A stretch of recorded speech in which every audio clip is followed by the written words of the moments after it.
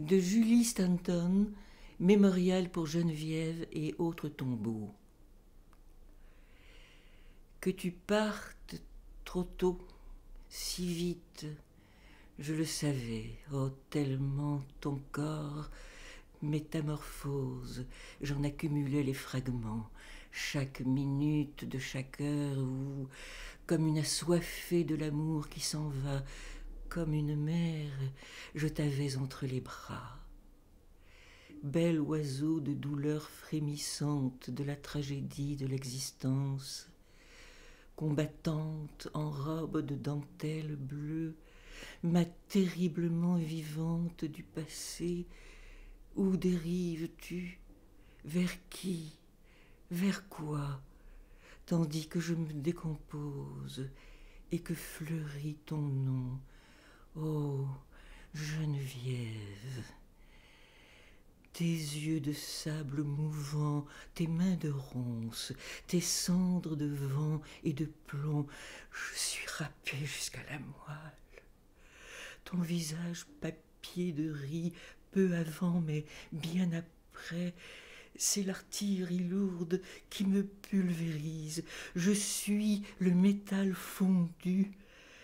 Ta bouche, je la vois sur celle où je la cherche, étrangère pourtant dans l'absurdité des foules, des fêtes, des salons. Je suis ce silence tonitruant, sans quoi faire ni des revenants ni des survivants. Pourquoi Lazare et pas toi? J'ai de ton sourire l'ennui de ceux qui gémissent en dormant. Ton âme incertaine qui s'éloigne sous le marbre, oh, n'ajoute pas les larmes aux larmes, si c'est pour la perdre, de plongée en plongée, quand, dans mes rêves, c'est toi que je veux. Ta silhouette si puissamment fragile, ce vaisseau qui a chaviré le jour où la sclérose t'a emprisonné dans son roulis, qui fera que je la croise? Au bout des doigts, dans la complicité des signes, où tout l'après-midi cesseras-tu enfin de mourir, ma vertigineuse enfant, et tes os gèlent et se consument mes hivers.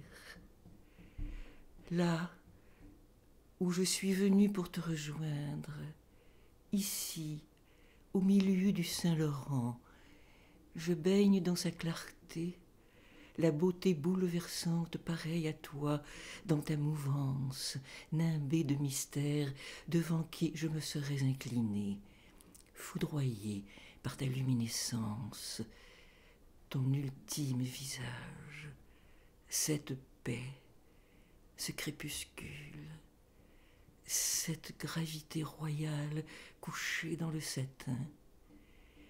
Tu étais à 50 ans mon enfant interminable, celle du tombeau, celle du berceau, de l'émoi et du désarroi.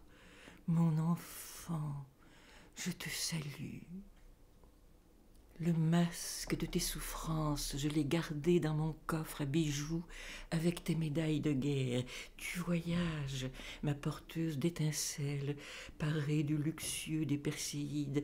Tu avances lentement, immortelle, tandis qu'en accéléré l'écho du monde charrie la lamentation des mers, la porte à son comble et à mon cœur, ses charniers, ses enfants, ces filles de la torture, du viol, des disparitions.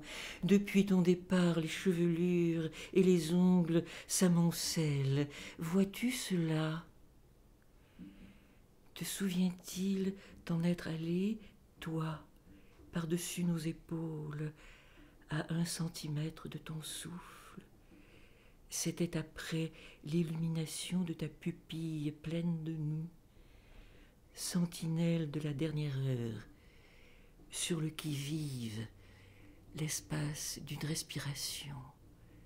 Tu étais chaude, puis froide, puis rien.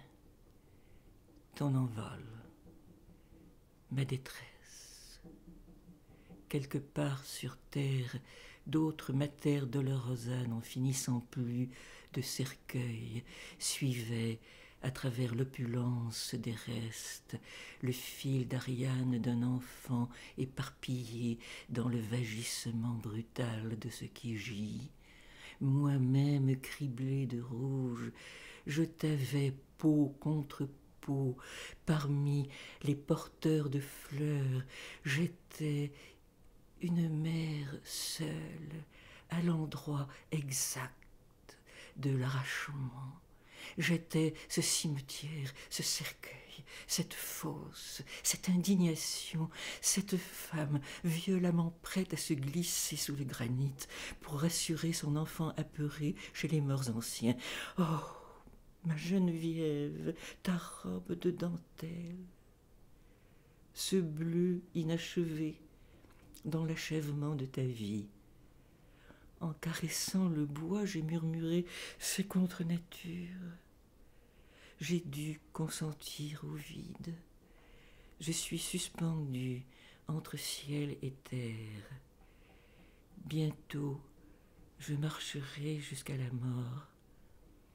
S'il ne reste de toi que ton empreinte, j'irai m'allonger dans ta lumière.